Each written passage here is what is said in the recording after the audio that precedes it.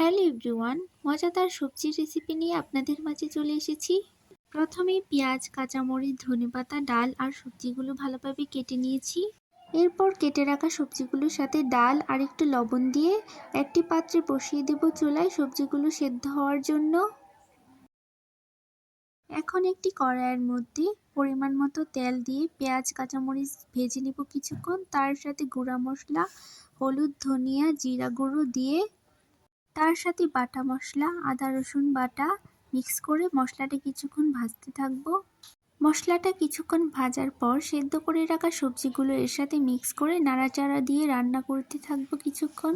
যতক্ষণ না পর্যন্ত সবজিটা ভালোভাবে রান্না হয়ে গেছে ততক্ষণ রান্না করতে থাকবো। সবশেষে ধনেপাতা দিয়ে কিছুক্ষণ ঢেকে রান্না করার পর নামিয়ে নিব চুলা থেকে।